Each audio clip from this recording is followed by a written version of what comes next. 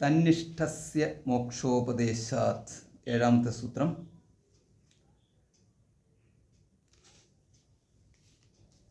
അതായത് ഈ ആത്മാ അതിനെക്കുറിച്ച് അറിഞ്ഞു കഴിഞ്ഞാലാണ് മോക്ഷം ലഭിക്കുക. അല്ലാതെ അചേതനത്തെ അറിഞ്ഞാൽ അചേതനത്തിൽ തത്വമസി ശ്വേതകേതു എന്ന് പറഞ്ഞപ്പോൾ തത് ബ്രഹ്മ ത്വമസി നീയാണ് എന്ന് പറയുന്ന അതിലുള്ള നിഷ്ഠ, ആ നിഷ്ഠയാണ് മോക്ഷം നൽകുന്നത്.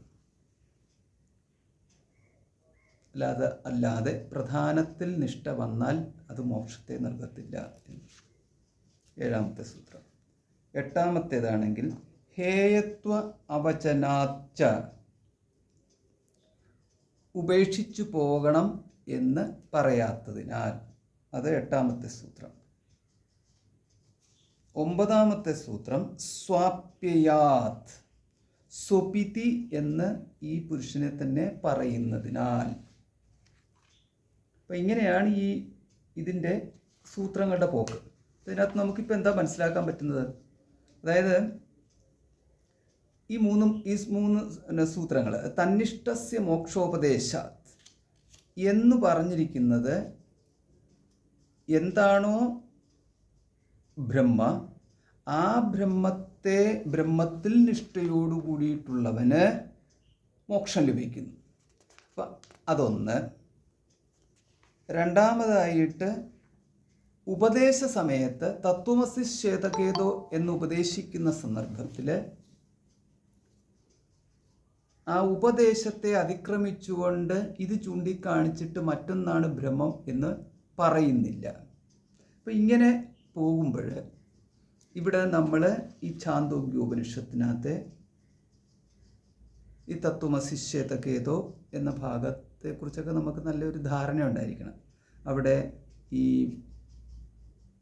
ഉപദേശം ക്രമമായിട്ട് ഓരോരോ ഉദാഹരണങ്ങൾ വഴിയായിട്ട് ഇങ്ങനെ പറഞ്ഞു പോവുകയാണ്. അങ്ങനെ പറഞ്ഞു പോയിട്ടാണ് തത്വമസി, ഈ ആത്മാ നീയാകുന്നു ശ്വേതകേതോ എന്ന്.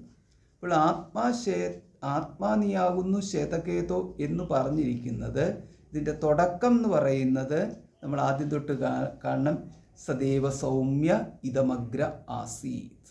അപ്പോൾ സത്തിൽ നിന്നാണ് ഈ പ്രപഞ്ചം ഉണ്ടായത് എന്ന് പറഞ്ഞ ശേഷം ആ സത്ത് ആണ് തത്വമസി ശ്വേതകേതോ എന്ന്. സ ആത്മാ തത്വമസി ശ്വേതകേതോ, ഇങ്ങനെയാണ് ഇത് പോകുന്നത്. അപ്പോൾ അതാണ് ആത്മാ, അതാണ് നീ എന്നാണ് പറയുന്നത്. അപ്പോൾ ഇങ്ങനെ ഇതെന്തിനാണ്? ഇതറിഞ്ഞാൽ മോക്ഷം കിട്ടുമെന്നുള്ളതാണ്. അപ്പോൾ മോക്ഷത്തിന് മറ്റൊന്ന് ഒരു മാർഗമായിട്ട് പറയുന്നില്ല. മോക്ഷത്തിന് ഒരേ ഒരു മാർഗമേ പറയുന്നുള്ളൂ. അത് ഈ ബ്രഹ്മനിഷ്ഠ അല്ലെങ്കിൽ ആത്മനിഷ്ഠ എന്ന് പറയുന്നതായ ഈ ജ്ഞാനപ്രാപ്തി തന്നെയാണ്. അപ്പോൾ ഇങ്ങനെ വന്നു കഴിയുമ്പോൾ ഇവിടെ നമുക്ക് ഉണ്ടാകുന്ന ഈ പല ചോദ്യങ്ങൾക്കുള്ള ഉത്തരങ്ങളായിട്ടാണ് ഓരോരോ സൂത്രങ്ങളും വരുന്നത്. അല്ലെങ്കിൽ ഒന്ന് പറഞ്ഞതിനെ തന്നെ ഉറപ്പിക്കാൻ വേണ്ടിയിട്ട് ഈ ബാക്കിയുള്ള സൂത്രങ്ങൾ വഴിയായിട്ട് നമുക്കതിനകത്ത് ഈ പൂർവപക്ഷങ്ങളെ കൊണ്ടുവരികയും അതിനെ നിരസിക്കുകയും ചെയ്യുന്നു. അപ്പോൾ ഇവിടുത്തെ നമുക്ക് നോക്കാം. ഈ തന്നിഷ്ഠസ്യ മോക്ഷോപദേശാത്ത് എന്ന് പറഞ്ഞിരിക്കുന്ന ഏഴാമത്തെ സൂത്രത്തിൽ അവിടെ ഈ ബ്രഹ്മവും പ്രധാനവും എന്ന് പറയുന്ന രണ്ടെണ്ണത്തിൽ ജന്മാദ്യസ്യതഃ എന്നവിടെ പറഞ്ഞിരിക്കുന്നത് ഈ പ്രപഞ്ചത്തിൻ്റെ, ഈ ജഗത്തിൻ്റെ ജന്മം തുടങ്ങിയവ ഏതിൽ നിന്നാണോ അത് ബ്രഹ്മമാകുന്നു എന്നാണ് പറഞ്ഞത്. അപ്പോൾ ബ്രഹ്മത്തിൽ നിന്നാണ് ജഗത്തുണ്ടായി എന്ന് പറയുമ്പോൾ ജഗത് സൃഷ്ടിത്വം എന്ന് പറയുന്ന കർത്തൃത്വം, അപ്പം ജഗത്തിൻ്റെ ഉത്പത്തിക്ക് കാരണം ബ്രഹ്മമാണ് എന്ന് പറയുമ്പോൾ അവിടെ നിരസിക്കുന്നത് സാഖ്യമത സിദ്ധാന്തമായതിൻ്റെ അഭിപ്രായത്തിലുള്ള പ്രധാനത്തെയാണ്. അപ്പോൾ ഈ സാഖ്യമതമാണ് എന്ന് പറഞ്ഞുകൊണ്ട് നമ്മളിതിനെ വേർതിരിച്ച് മാറ്റേണ്ടതില്ല. കാരണം ഈ ഷഡ്ദർശനങ്ങളെല്ലാം തന്നെ ഉപനിഷത്തിൽ പറഞ്ഞിരിക്കുന്നത് ഇതാണ് എന്ന രീതിയിലാണ് അവതരിപ്പിച്ചിരിക്കുന്നത്. അപ്പോൾ ഇതിനെയാണ് വൈദിക ദർശനങ്ങളെന്ന് പറയുന്നത്. അപ്പോൾ വൈദിക ദർശനത്തിലെ ഓരോ ദർശനങ്ങളും അത് പ്രമാണമായിട്ട് വെച്ചിരിക്കുന്നത് ഉപനിഷത്ത് വാക്യങ്ങളെ തന്നെയാണ്, അല്ലെങ്കിൽ ഉപനിഷത്തല്ലെന്നുണ്ടെങ്കിൽ വേദത്തിലുള്ള മറ്റു വാക്യങ്ങളെ തന്നെയാണ്. അപ്പം അതുകൊണ്ട് ഇതാണ് വേദത്തിൽ പറഞ്ഞിരിക്കുന്നത്, ഇതാണ് ഉപനിഷത്തുകളിൽ പറഞ്ഞിരിക്കുന്നത് എന്ന രീതിയിലാണ് സാഖ്യ സിദ്ധാന്തത്തിൽ പ്രധാനമാണ് ജഗതുത്പത്തി.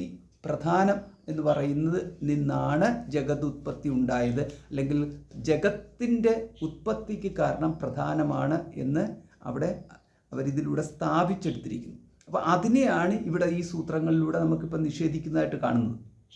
അപ്പോൾ അതായത് ഇവിടെ ഇപ്പോൾ പറഞ്ഞിരിക്കുന്നത് ഈ നിങ്ങളിപ്പോൾ പറയുന്നത് മാതിരി, അതായത് സാഖ്യന്മാരോട് പറയുകയാണ്, നിങ്ങളിപ്പോൾ പറയുന്നത് മാതിരി പ്രധാനമാണ് അതായത് ജന്മാദ്യസ്യതഃ എന്ന് പറഞ്ഞിരിക്കുന്നത് പ്രധാനത്തെക്കുറിച്ചാണ് എങ്കിൽ, ബ്രഹ്മത്തെക്കുറിച്ചല്ല എങ്കിൽ, അല്ലെങ്കിൽ അപ്പോൾ ഉപദേശം എങ്ങനെയാണ്? സദേവ സൗമ്യതമഗ്ര ആസി തുടങ്ങിയിട്ട് സ ആത്മാ തത്വമസി ശ്വേതകേതു എന്ന് പറയുന്നിടം വരെ ഉള്ള ഒരു തുടർച്ചയാണത്. അപ്പോൾ അതിനകത്ത് സ ആത്മാ തത്വമസി ശ്വേതകേതു എന്ന് പറയുമ്പോൾ ആ ആത്മാവ് നീയാകുന്നു ശ്വേതകേതു. അപ്പം സാഖ്യന്മാർ പറയുന്നത് പുരുഷനുമുണ്ട്, പിന്നെ പ്രധാനവുമുണ്ട്. അപ്പോൾ അതിനകത്ത് ഈ പ്രധാനത്തെ നോക്കിയിട്ട് തത്വമസി ശ്വേതകേതു എന്ന് പറയാൻ പറ്റത്തില്ല. അപ്പോൾ അതിനാൽ സ ആത്മാ തത്വമസി ശ്വേതകേതു എന്ന് പറഞ്ഞിരിക്കുന്നത് ഈ വ്യക്തിയിലിരിക്കുന്ന ആത്മാവിനെ തന്നെയാണ് എന്ന് പറയുന്നു. പക്ഷേ ഉപദേശം നമുക്ക് നോക്കിക്കഴിഞ്ഞാൽ ഈ അരുന്ധതി നക്ഷത്രത്തിനെ ദർശിക്കുവാൻ കൊടുക്കുന്ന ഉപദേശം പോലെ പിന്നെ ഉപനിഷത്തുകളിൽ തന്നെ നേതി എന്ന് പറയുന്ന ഒരു പ്രക്രിയയെ കുറിച്ച് പറയുന്നുണ്ടല്ലോ.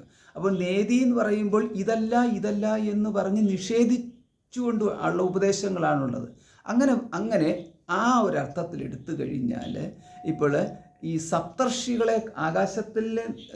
സപ്തർഷികളെ ദർശിക്കാം നേത്രങ്ങൾ കൊണ്ട്. അപ്പോൾ ആകാശത്തിൽ കാണുന്ന നക്ഷത്രങ്ങളിലെ വസിഷ്ഠ നക്ഷത്രത്തെ കണ്ടതിന് ശേഷം, ഏറ്റവും ബ്രൈറ്റായിട്ട് നിൽക്കുന്ന നക്ഷത്രത്തെ കണ്ടതിന് ശേഷം അതിൻ്റെ തൊട്ടടുത്തായിട്ട് അധികം പ്രകാശമില്ലാത്തതായ, കാണാൻ തിരിച്ചറിയാൻ ബുദ്ധിമുട്ടുള്ളതായ ഒരു നക്ഷത്രത്തെ ചൂണ്ടിക്കാണിച്ചിട്ട് പറയുന്നു. അപ്പോൾ കാണിച്ചു കൊടുക്കുന്നത് ഈ ബ്രൈറ്റായിട്ടുള്ള നക്ഷത്രത്തെയാണെങ്കിലും അതിനെ നിഷേധിച്ചിട്ട് അപ്പുറത്തേക്ക് ആണ് അരുന്ധതി നക്ഷത്രം എന്ന് ബോധിപ്പിക്കുന്നു. അപ്പം വീണ്ടും അതിനെ ഈ തെളിച്ചമുള്ളതിനെ കണ്ടുകൊണ്ട് തെളിച്ചമില്ലാത്തതിനെ അവിടെ ഐഡൻറ്റിഫൈ ചെയ്യേണ്ട ചുമതല ഈ വ്യക്തിക്കാണ്.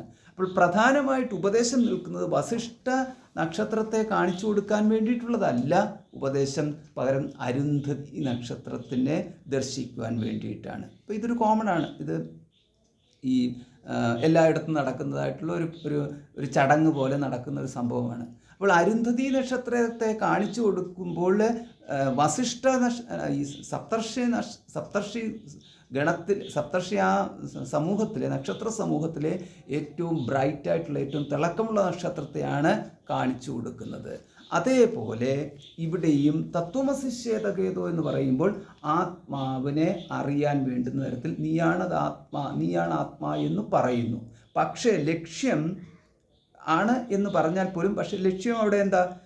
ജഗതുത്പത്തിക്ക് കാരണം പ്രധാനമാണ്, അതിനാൽ നീ ആത്മാവാണ്, അതിനപ്പുറത്തേക്ക് നിന്നെ അതിക്രമിച്ചുകൊണ്ട് പ്രധാനത്തെ കാണണം എന്നുള്ള ഉപദേശം ആണ് ഉപനിഷത്തിൽ കൊടുത്തിരിക്കുന്നത് എന്ന് പറയുക സാധ്യമല്ല. എന്തുകൊണ്ടെന്നാൽ പ്രധാനത്തിൽ നിഷ്ഠ വന്നാൽ മോക്ഷപ്രാപ്തി ലഭിക്കാത്തതിനാൽ.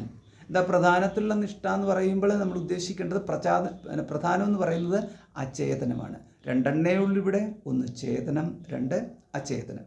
അപ്പം നിഷ്ഠ അചേതനത്തിൽ, ചേതനാവാനായിരിക്കുന്ന ഈ വ്യക്തിക്ക് നിഷ്ഠ അചേതനത്തിലുണ്ടായാൽ അതിനകത്തൂടെ എങ്ങനെയാണ് മുക്തി വരിക? അപ്പം അചേതനം എന്ന് പറയുമ്പോൾ പ്രധാനത്തിൽ പോയിട്ട് നിഷ്ഠ വരുത്തുന്നതും ഇവിടെ ഒരു ഘടം എന്ന് പറഞ്ഞിരിക്കുന്ന അചേതനത്തിൽ നിഷ്ഠ വരുന്നതും തമ്മിൽ എന്താ വ്യത്യാസമുള്ളത്? ഒരുവൻ ഘടത്തെ ഇരിക്കുന്നു, ഈ ഘടത്തെ തന്നെ ധ്യാനിച്ചുകൊണ്ടിരിക്കുന്നു. അപ്പം ഘടത്തെ ധ്യാനിക്കുകയും ഘടത്തെ കണ്ടുകൊണ്ടിരിക്കുകയും അല്ലെങ്കിൽ ഘടത്തെ കയ്യിൽ കൊണ്ട് നടക്കുകയും എല്ലാം സാധ്യമാണല്ലോ. അപ്പോൾ ഇതിനകത്തു നിന്ന് ധ്യാനം അവൻ്റെ മനസ്സിൽ ധ്യാന വിഷയമായിട്ട് വെച്ചിരിക്കുന്ന ഘടത്തേക്കാളും അസ്തിത്വമുള്ളത്, സത്യത്വമുള്ളത് ഇവിടെ അവൻ്റെ കയ്യിലിരിക്കുന്ന ഘടത്തെയാണ്. ഈ ഘടം ഇവന് പ്രയോജനമുണ്ട്. ഈ ഘടം കൊണ്ട് അവന് പലതരത്തിൽ അതൊരു മൂല്യമുള്ള വസ്തുവായിട്ട് കൊണ്ടു നടക്കാം. പക്ഷേ ഇതും മോക്ഷവുമായിട്ട് എന്ത് ബന്ധമാണെന്നുള്ളത്. അപ്പോൾ ഈ ജഡരൂപമായിട്ടുള്ള പ്രധാനത്തെ, അല്ലെങ്കിൽ അചേതനമായ പ്രധാനത്തെ നിരന്തരം ഒരുവൻ ധ്യാനിച്ചു എന്ന് വിചാരിക്കുക. അചേതനത്തെ ധ്യാനിക്കുന്നു പറഞ്ഞാൽ അചേതനത്തിൻ്റെ സ്വഭാവം തന്നെ തമോരൂപത്വാത്, അതാണ് സ്വപ്രകാശത്വം ഇല്ലാത്ത ഒന്നാണ്. അപ്പം അചേതനത്തിനെ ധ്യാനിക്കുക എന്ന് പറയുമ്പോൾ തമസ്സിനെ ധ്യാനിക്കുന്നതാകും. തമസ്സിനെ ധ്യാനിക്കുക എന്ന് പറഞ്ഞു കഴിഞ്ഞാൽ ഇരുട്ടിനെ ധ്യാനിച്ചു കഴിഞ്ഞാൽ ഇരുട്ടിനെ ധ്യാനിച്ച് ഇവൻ പ്രകാശത്തിലെത്തുമെന്ന് പറയുന്നതിനകത്ത് എന്ത് യുക്തിയാണുള്ളതെന്നാണ്. അപ്പോൾ അതുകൊണ്ട് എന്നും ഒന്നത്. രണ്ടാമത്തത്, അചേതനത്തെ ധ്യാനിച്ചാൽ എങ്ങനെ ഒരുവന് സുഖപ്രാപ്തി ഉണ്ടാകും. അപ്പോൾ മോക്ഷോപദേശമാണ്. മോക്ഷോപദേശം എന്ന് പറഞ്ഞു കഴിഞ്ഞാൽ ഇവിടെ നമ്മൾ ശ്രദ്ധിക്കേണ്ട ഒരു കാര്യം, ഈ വേദ നിർദ്ധാരണത്തിൽ, വിശകലനത്തിൽ, പിന്നെ ആചാര്യന്മാരുടെ ഉപദേശത്തിൽ ഇവിടെ എല്ലാം എടുത്തു പറഞ്ഞിരിക്കുന്നത് പുരുഷാർത്ഥങ്ങളെക്കുറിച്ച് പറയുന്നതിനകത്ത് ധർമ്മം, അർത്ഥം, കാമം, മോക്ഷം എന്നാണ് പറയുന്നത്. അല്ല ധർമ്മം, അർത്ഥം, കാമം പിന്നെ ഈശ്വരപ്രാപ്തി എന്നല്ല പറഞ്ഞിരിക്കുന്നത്. നമ്മളത് നോക്കണം. അപ്പം ധർമ്മവും അർത്ഥവും കാമവും എല്ലാം ഉപേക്ഷിച്ചിട്ട് ഈശ്വരനെ പ്രാപിക്കുകയാണ് ഒരാൾ വേണ്ടത്. അതാണ് നമ്മുടെ പുരുഷാർത്ഥം. അങ്ങനെയായിരുന്നെങ്കിൽ ഈശ്വരപ്രാപ്തി പുരുഷാർത്ഥം എന്ന് കൊടുക്കാമായിരുന്നു. പക്ഷേ അങ്ങനെയല്ല കൊടുത്തിരിക്കുന്നത്. പകരം മോക്ഷപ്രാപ്തി, മോക്ഷമാണ് പുരുഷാർത്ഥം കൊടുത്തിരിക്കുന്നത്. മോക്ഷം എന്ന് പറഞ്ഞു കഴിഞ്ഞാൽ മുക്തി എന്നാണ് അർത്ഥം, സ്വാതന്ത്ര്യം എന്നാണ് അർത്ഥം. അപ്പോൾ അവിടെ ഈ മോക്ഷപ്രാപ്തി സാധ്യമാകുന്നത് ഈശ്വരപ്രാപ്തിയാലാണ്, അല്ലെങ്കിൽ മോക്ഷസ്വരൂപനാണ് ഈശ്വരൻ. ഈ തരത്തിൽ നമുക്കവിടെ വ്യാഖ്യാനങ്ങളുണ്ട്. ആ വ്യാഖ്യാനങ്ങളിലൂടെയാണ് ഈ മോക്ഷപ്രാപ്തി എന്ന് പറയുന്നത്. ഈശ്വരജ്ഞാനത്തിലൂടെയാണ്, ഈശ്വരപ്രാപ്തിയിലൂടെയാണ്, ഈശ്വര ഉപാസന, ഇങ്ങനെ ഈശ്വരനെ സംബന്ധിപ്പിക്കുകയാണ് ചെയ്യുന്നത്. അല്ലെങ്കിൽ പുരുഷാർത്ഥം എന്ന് പറയുമ്പോൾ അതിനകത്ത് മോക്ഷം എന്നത് മാറ്റിയിട്ട് ഈശ്വരൻ അവിടെ കൊടുത്താൽ മതിയായിരുന്നു. ധർമ്മ, അർത്ഥം, കാമം, ധർമ്മ, അർത്ഥ, കാമ, ഈശ്വരൻ. അപ്പോൾ ഇങ്ങനെയല്ല കൊടുത്തിരിക്കുന്നത്. അപ്പോൾ ഈ വ്യത്യാസങ്ങളൊക്കെ നമ്മൾ ഒരു ഘട്ടത്തിൽ കഴിയുമ്പോഴാണ് നമ്മൾ ഈ വ്യത്യാസങ്ങളെക്കുറിച്ചൊക്കെ ബോധവാനാകുന്നത്. അങ്ങനെ വരുമ്പോൾ അവിടെ ഈശ്വരനെക്കുറിച്ച് പറഞ്ഞിരിക്കുന്നതും ബ്രഹ്മത്തെക്കുറിച്ച് പറഞ്ഞിരിക്കുന്നതും തമ്മിലുള്ള വ്യത്യാസങ്ങളൊക്കെ നമ്മൾ ആ സമയത്ത് നമുക്ക് തിരിച്ചറിയാൻ പറ്റും. എങ്ങനെയാണ് ബ്രഹ്മത്തിന് ഈശ്വരൻ എന്നുള്ള പേര് കിട്ടുന്നത്? ഈ ബ്രഹ്മത്തിനല്ലാതെ മറ്റൊന്നിനും തന്നെ ഈശ്വരൻ എന്നുള്ള പേര് കിട്ടാത്തത് എന്തുകൊണ്ടാണ്? പിന്നെ മറ്റേതെങ്കിലും കാരണത്താൽ മറ്റേതെങ്കിലും വ്യക്തിവിശേഷങ്ങൾക്ക് ഈശ്വരൻ എന്നുള്ള പേര് കിട്ടിയാൽ പോലും പരിമിതികൾ എന്താണ്? ഇതിനെക്കുറിച്ചൊക്കെയുള്ള നമുക്കൊരു അവധാരണയുണ്ടാവും, ഒരു ജ്ഞാനമുണ്ടാവും. അങ്ങനെ വരുമ്പോഴാണ് നമുക്കൊരു ഈശ്വരജ്ഞാനം എന്ന് പറയുന്നത്. അപ്പോൾ ഇങ്ങനെയുള്ള ഘട്ടത്തിൽ നമ്മൾ ഒന്നുകൂടെ മനസ്സിലാക്കണം. അതായത് ഈ എല്ലാവരും പറഞ്ഞിട്ട് അധികം ചിന്തിക്കുകയൊന്നും വേണ്ട, ധ്യാനിച്ചാൽ മതി, ഈശ്വര ധ്യാനം നടത്തിയാൽ മതി, അതിലൂടെ അനുഭവം കിട്ടും എന്ന്. മോക്ഷ അനുഭവമാണുള്ളത്, മോക്ഷജ്ഞാനമല്ല എന്ന്. മോക്ഷത്തെക്കുറിച്ച് അറിഞ്ഞു എന്നുകൊണ്ട് കാര്യമില്ല, മോക്ഷ അനുഭവമാണ് വരേണ്ടത്. ഈശ്വരനെക്കുറിച്ച് അറിഞ്ഞു എന്നതുകൊണ്ട് കാര്യമില്ല, ഈശ്വര അനുഭവമാണ് വരേണ്ടത്. അപ്പോൾ ഇവരെന്താണ് ഈ അനുഭവം കൊണ്ട് ഉദ്ദേശിക്കുക എന്ന് പറഞ്ഞു കഴിഞ്ഞാൽ, നമുക്ക് മറ്റൊരു വ്യക്തിയുടെ പേര് കേട്ടിട്ട് കാര്യമില്ല. ആ വ്യക്തിയുമായിട്ട് ആ വ്യക്തിയെ നമ്മൾ സംബന്ധപ്പെടുക എന്നുള്ള വരുമ്പോഴാണ് ആ വ്യക്തി സത്യമാണെന്ന് നമുക്കറിയാൻ സാധിക്കുക. എന്ന് പറഞ്ഞ മാതിരി അടുത്തൊരു വ്യക്തിയുമായിട്ട് ഇപ്പം സൗഹാർദ്ദത്തിൽ ഏർപ്പെടുന്നു, അല്ലെങ്കിൽ വിഹാരശയ്യാസന ഭോജനേഷു എന്നുള്ള പ്രയോഗമുണ്ടല്ലോ, സൗഹൃദത്തിൻ്റെ ലക്ഷണമായിട്ട്. അതായത് ഒന്നിച്ച് നടക്കുക, ഒന്നിച്ച് ഭക്ഷണം കഴിക്കുക, ഇങ്ങനെയൊക്കെയുള്ള സംഭാഷണം നടത്തുക, വിനോദങ്ങളിൽ ഏർപ്പെടുക, ഇങ്ങനെയൊക്കെയുള്ള രീതിയിലായി കഴിയുമ്പോൾ മാത്രമാണ് മറ്റൊരു വ്യക്തി സത്യമെന്ന് പറയാൻ പറ്റുക. അല്ലാതെ ഒരു വ്യക്തി ഉണ്ട് എന്നുള്ള പേര് കേട്ടിട്ട് കാര്യമില്ലല്ലോ. അപ്പോൾ ഈ മാതിരി കൊണ്ടുവന്നാൽ ആ തരത്തിൽ അറിയാനല്ലല്ലോ പറയുന്നത്. തത്വമസി ശ്വേതകേതോ എന്ന് പറഞ്ഞു കഴിഞ്ഞാൽ അത് നീയാണ്, ആ സഹ ആത്മാ ത്വമസി ശ്വേതകേതോ എന്നാണ് പറയുന്നത്. ആ ആത്മാ നീയാണ് ശ്വേതകേതു എന്ന് പറയുമ്പോൾ അവിടെ ഈ ശ്വേതകേതുവിൻ്റെ അടുത്ത് പറഞ്ഞു കൊടുക്കുന്ന ആത്മാവും ശ്വേതകേതുവും തമ്മിലുള്ള ഏതു തരത്തിലുള്ള സംബന്ധമാണെന്ന്. അതായത് ഇത് ഈശ്വരാനുഭവം വരണം, ബ്രഹ്മാനുഭവം വരണം, എങ്കിലേ അത് സത്യമാവത്തുള്ളൂ എന്നൊക്കെ പറയുമ്പോൾ, ഇപ്പം മറ്റൊരു വ്യക്തിയോട് എന്നതുപോലെ പരോക്ഷ രൂപത്തിൽ നിൽക്കുകയോ അല്ലെങ്കിൽ പ്രത്യക്ഷാദി പ്രമാണങ്ങൾ ഏതിൻ്റെ രൂപത്തിൽ നിന്ന് കഴിഞ്ഞാലും ശരി, ഒരു അന്യമെന്ന് പറയാൻ അസ്തിത്വം സ്ഥാപിച്ചെടുക്കണമല്ലോ. അന്യമായിട്ടുള്ളതിൻ്റെ അസ്തിത്വം സ്ഥാപിച്ചെടുക്കണമെങ്കിൽ ഏതെങ്കിലും പ്രമാണം വഴിയേ അത് സാധ്യമാവത്തുള്ളൂ. ഇതൊരു പ്രമാണവുമില്ലാതെ ഞാൻ അനുഭവിക്കുന്നു എന്ന് പറഞ്ഞു കഴിഞ്ഞാൽ അങ്ങനെയാണെന്നുണ്ടെങ്കിൽ അതിനൊരു സാക്ഷി പ്രത്യക്ഷം എന്ന് പറയും. അപ്പം സാക്ഷി, അതായത് സ്വാനുഭവം എന്ന് പറയുന്ന സ്വബോധം, എൻ്റെ ബോധത്തിൽ അത് ഞാൻ കണ്ടു, എൻ്റെ മാത്രം ബോധത്തിൽ ഞാൻ കണ്ടു, ഇങ്ങനെ പറയണമെന്നുണ്ടെങ്കിൽ കൂടിയും ആ ബോധത്തെയാണ് നമ്മൾ സാക്ഷി എന്ന് പറയുന്നത്. സാക്ഷി പ്രത്യക്ഷം അതും വിരോധമില്ല, കാരണം ഞാൻ കണ്ട സ്വപ്നം പോലെ. അപ്പോൾ ഇങ്ങനെയൊക്കെ പറയണമെങ്കിൽ തന്നെയാണെന്നുണ്ടെങ്കിലും അന്യത്ത് എന്ന് പറയാൻ ഒന്ന് വേണം. അന്യത്ത് എന്ന് പറഞ്ഞിട്ട് അതുമായിട്ടുള്ള സംബന്ധത്തിലാണ് അതിനെ എത്രത്തോളം ഞാനുമായിട്ടത് ബന്ധപ്പെട്ടിരിക്കുന്നു, നല്ലതുപോലെ അറിയാം, എനിക്കതിന്മേൽ അനുഭവമുണ്ട്, ഇങ്ങനെയൊക്കെ പറയണമെന്നുണ്ടെങ്കിൽ അവിടെ മറ്റൊന്നുണ്ടായിരിക്കണം. തത്വമസി ശ്വേതകേതോ എന്ന് പറയുന്നിടത്ത് സത്തുണ്ട്, അതിനെ നീ അനുഭവിക്കണം എന്നല്ല, അല്ലെങ്കിൽ ആത്മാവുണ്ട്, അതിനെ നീ അറിയണം, അനുഭവിക്കണം അതിനെ ഉണ്ട്, അതിനെ ഈ മറ്റൊരു വ്യക്തി എന്ന പോലെ അല്ലെങ്കിൽ മറ്റൊരു വസ്തു എന്നതുപോലെ അനുഭവിക്കണം എന്നുള്ള പ്രയോഗങ്ങൾ അല്ല, അല്ലെങ്കിൽ മറ്റൊന്ന് എന്ന രീതിയിൽ അറിയണം എന്നുള്ള ഉപദേശം പോലും അല്ല. പകരം പറയുന്നത് തത്വമസി ശ്വേതകേതോ, ത്വം അസി എന്നുള്ള പ്രയോഗമാണ്. അത് നീയാണ് എന്ന് പറഞ്ഞു കഴിയുമ്പോൾ അവിടെ ഏത് തരത്തിലുള്ള അറിവും ഏത് തരത്തിലുള്ള അനുഭവമാണോ എന്ന് അവിടെ നമുക്ക് പറയാൻ പറ്റിയത് എനിക്ക് അനുഭവിക്കണം എന്ന് പറഞ്ഞു കഴിഞ്ഞാൽ അവനവനുണ്ട് എന്നത് എങ്ങനെയാണ് ഇപ്പോൾ അനുഭവിക്കുക? അതാണ് ഞാനുണ്ട് എന്ന് എനിക്ക് അനുഭവിക്കണം ഇന്ന് പറഞ്ഞു കഴിഞ്ഞ് എന്തു പറയും? ഈ വ്യക്തിയോട് നമ്മൾ എന്തു പറയും? കാരണം എന്താണ് ഉപദേശിക്കുന്നത് എന്ന് മനസ്സിലാക്കാതെയുള്ള പ്രയോഗമാണ്. ഇതേമാതിരിയാണ് മോക്ഷാനുഭവം എന്ന് പറയുന്നത്. ആത്മാ മോക്ഷസ്വരൂപ എന്ന് പറയുമ്പോൾ മോക്ഷത്തെ എനിക്ക് അനുഭവിക്കണം എന്ന് പറയുന്നതും അവിടെ ധർമ്മത്തെ എനിക്ക് അനുഭവിക്കണം, കാമത്തെ എനിക്ക് അനുഭവിക്കണം, അർത്ഥത്തെ എനിക്ക് അനുഭവിക്കണം, മോക്ഷത്തെ എനിക്ക് അനുഭവിക്കണം, ഇങ്ങനെ പറഞ്ഞുകൊണ്ട് ഇത് അനുഭവ വിധേയമാക്കേണ്ടതായിട്ടുള്ള 4 കാര്യങ്ങളായിട്ട് ഈ പുരുഷാർത്ഥങ്ങളെ എടുത്തു വെച്ചു. അപ്പോൾ പുരുഷാർത്ഥങ്ങൾ എന്ന് പറഞ്ഞു കഴിഞ്ഞാൽ പുരുഷനല്ല ആഗ്രഹിക്കുന്നത് എന്നാണ് പറയുന്നത്. ആഗ്രഹിക്കുന്നത് എന്ന് പറഞ്ഞു കഴിഞ്ഞാൽ അതിനു വേണ്ടിയിട്ട് പ്രയത്നിക്കുന്നു എന്നുള്ളതാണ്. പക്ഷേ ഏതിനെ വേണ്ടിയിട്ടുള്ള പ്രയത്നിച്ചാലും പുരുഷൻ പ്രയത്നിക്കുന്നത് ഒന്നിനു വേണ്ടി മാത്രമാണ്, അല്ലാതെ പലതിനു വേണ്ടിയിട്ടുള്ളതല്ല എന്നതാണ് യാഥാർത്ഥ്യം.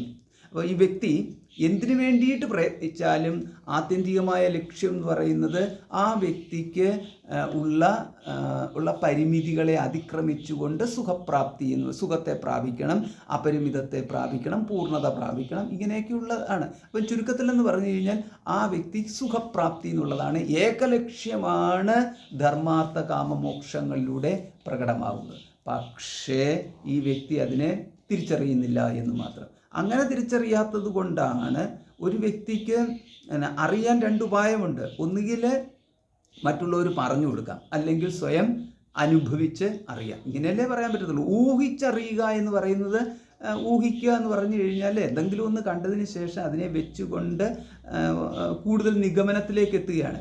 അങ്ങനെ വരുമ്പോൾ അത് അനുമാനം എന്നായി. നമ്മൾ ഊഹം എന്ന് പറഞ്ഞു കഴിഞ്ഞാൽ അതും ഒരു പ്രമാണത്തിൽ വെറുമൊരു ഊഹമല്ല, പകരം പ്രത്യക്ഷത്തെ അവലംബിച്ചുകൊണ്ടുള്ള അനുമാനത്തിലേക്ക് മാത്രമാണ് പോവുക.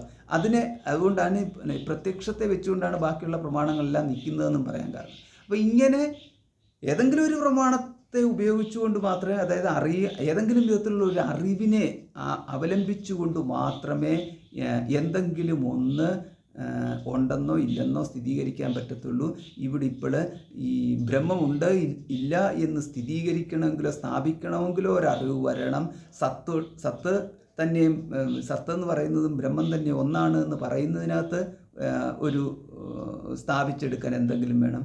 അപ്പോൾ ഇതൊന്നുമില്ലാതെ എങ്ങനെ നിങ്ങൾക്ക് പറയാൻ സാധിക്കും അചേതനമാണ് ഈ പ്രപഞ്ച സൃഷ്ടിക്ക് കാരണം? കാരണം അചേതനം എന്ന് പറഞ്ഞാൽ സ്വപ്രകാശത്വം ഇല്ലാത്തതാണ്, സ്വയം തിരിച്ചറിയാൻ സാധ്യമല്ലാത്ത ഒന്നാണ്. ഇത് അചേതനമാണ്, നീ അചേതനമാണ് ശ്വേതകേതോ. അപ്പോൾ ഉടനെ ശ്വേതകേതു ചോദിക്കുകയാണ്, ഞാൻ അചേതനമാണ് എന്ന് പറയുന്നത് എന്തിൻ്റെ വെളിച്ചത്തിൽ? അചേതനം എന്താണ്? സ്വപ്രകാശത്വം ഇല്ലാത്തതാണ്. സ്വപ്രകാശത്വം എന്ന് പറഞ്ഞാൽ എന്താ? സ്വയം തിരിച്ചറിയാൻ സാധ്യമല്ലാത്ത, സ്വയം പ്രകാശിക്കാൻ സാധ്യമല്ലാത്ത, ഉണ്ട് എന്ന് സ്വയം ബോധിപ്പിക്കാൻ സാധ്യമല്ലാത്ത, സ്വയം ബോധിക്കാത്ത, ഇതിനെയാണ് സ്വപ്രകാശത്വം ഇല്ലാത്തതെന്ന് പറയുന്നത്. ഞാനുണ്ട് എന്ന് ഞാൻ സ്വയം ബോധിച്ചാൽ സ്വപ്രകാശത്വം വന്നു. മറ്റൊരു സ്വപ്രകാശത്തെ തേടി പോകേണ്ടതില്ല. അതാണ് സ്വപ്രകാശത്വം. ഞാനുണ്ട് എന്ന് ഞാൻ ബോധിക്കുമ്പോൾ ഞാൻ സ്വപ്രകാശ സ്വരൂപനാണ്. പരപ്രകാശത്വം ഇല്ല അവിടെ. അപ്പോൾ ഞാൻ സ്വയമേവ ഞാനുണ്ട് എന്നറിഞ്ഞുകൊണ്ടിരിക്കുന്ന സ്വപ്രകാശത്വവും പിന്നീട് ഞാൻ ഉള്ളതിനാൽ പ്രകാശിതമായിരിക്കുന്ന മറ്റുള്ളവയും, അങ്ങനെയാണ് രണ്ടെണ്ണം ഉള്ളത്. അപ്പോൾ തമേവ ഭാന്തം അനുഭാതി സർവം എന്ന് പറയുമ്പോൾ പരോക്ഷത്തിലിരിക്കുന്ന പരോക്ഷ ബ്രഹ്മം ഇതെല്ലാത്തിനെയും പ്രകാശിപ്പിക്കുന്നു, അല്ലെങ്കിൽ പരോക്ഷനായിട്ടുള്ള ഈശ്വരൻ സ്വയം പ്രകാശിക്കുകയും ബാക്കിയുള്ളതിനെ എല്ലാത്തിനെയും പ്രകാശിപ്പിക്കുകയും ചെയ്യുന്നു. അല്ലെങ്കിൽ ആദിത്യൻ പ്രകാശിപ്പിക്കുന്നത്, ആദിത്യാന്തർഗതനായിട്ടിരുന്നു കൊണ്ട് ഭഗവാൻ ഈശ്വരന് ഇതിനെല്ലാം പ്രകാശിപ്പിക്കുന്നു. അപ്രകാരമല്ല. തമേവ ഭാന്തം സ്വയം സഹ ഭാതി. ഇവിടെ ഇങ്ങനെയൊക്കെയുള്ള പ്രയോഗങ്ങളുണ്ടല്ലോ. അനുഭാതി സർവം ഇങ്ങനെയൊക്കെ പറഞ്ഞിരിക്കുന്നത് ആത്മാസ്വപ്രകാശമായിട്ടിരിക്കുന്നു. ബാക്കിയുള്ളതെല്ലാം ആത്മാവിനെ ആശ്രയിച്ച് പ്രകാശിക്കുന്നു. ഇവിടെ ആത്മാ തത്വമസി ശ്വേതകേതു എന്ന് പറയുമ്പോൾ ശ്വേതകേതു തിരിച്ചറിയുന്നത് അഹമാത്മാ എന്നാണ്. ആത്മാ എന്നുള്ളത് അവിടെ ഒരു ശബ്ദമാണ്. തത്വമസി ശ്വേതകേതു എന്ന് പറയുന്നിടത്ത്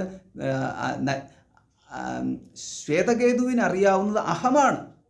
ശ്വേതകേതുവിനറിയാവുന്ന അഹം എന്ന് പറയുന്നത് ജ്ഞാനസ്വരൂപമായിട്ടുള്ള സ്വപ്രകാശത്തോടു കൂടിയിരിക്കുന്ന വേത്താവാണ് ഞാൻ എന്ന ബോധത്തോടു കൂടിയിട്ടുള്ളതെല്ലാം നിൽക്കുന്നത് ഈ അഹത്ത് എന്ന് പറയുന്നതിലാണ്.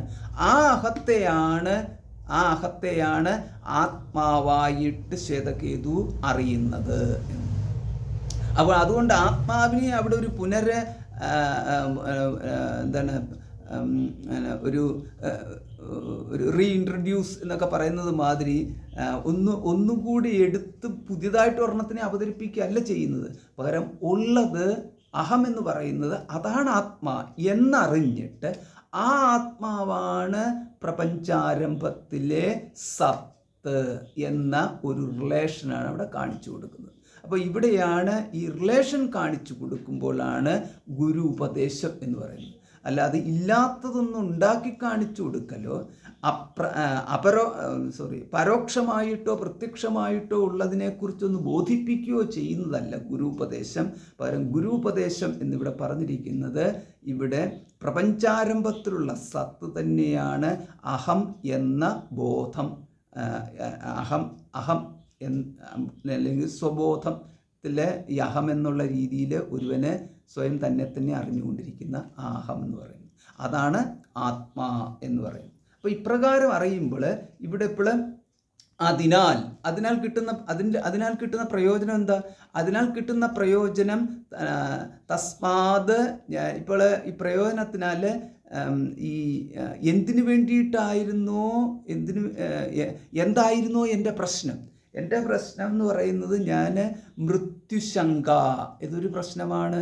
പിന്നീട് എൻ്റെ ദ്രവ്യനാശം, അല്ലാതെ ധനനാശം, ഗൃഹനാശം, ബന്ധുനാശം, പിന്നെ ആയുസ്സിൻ്റെ നാശം, ആരോഗ്യത്തിൻ്റെ നാശം, ഇങ്ങനെയുള്ള നാശങ്ങളുടെ ഒരു ശൃംഖലയാണ് ഞാൻ കാണുന്നത് മുഴുവനും. അപ്പോൾ ഒന്നത്. രണ്ടാമതായിട്ടാണെന്നുണ്ടെങ്കിൽ എനിക്ക് നേടേണ്ടതായിട്ടുള്ളതിൻ്റെ കൂട്ടത്തെ കാമ്യങ്ങളുടേതുമായ ഒരു സമൂഹത്തെ ഞാൻ കാണുന്നു. അപ്പോൾ ഞാൻ ഭയപ്പെടുന്നത് എന്ന് പറയുന്നത് നാശങ്ങളെ ഞാൻ ഭയപ്പെടുന്നു. കാമ്യങ്ങൾ അപ്രാപ്യമായിട്ട് നിൽക്കുന്ന കാമ്യങ്ങളെ പ്രാപിക്കാൻ വേണ്ടിയിട്ടുള്ള ഉപായങ്ങളെ കാണാത്തതിനാൽ ഞാൻ വ്യാകുലപ്പെട്ടുകൊണ്ടിരിക്കുന്നു. അതെൻ്റെ ബലഹീനതയായിട്ട് ഞാൻ കാണുന്നു. അപ്പം ബലവും ബലഹീനതയും തുടങ്ങിയിട്ടുള്ളത് എല്ലാം കൂടെ ചേർന്നിട്ടുള്ള ഒരു നിസ്സഹായ അവസ്ഥയെ കാണുന്നു.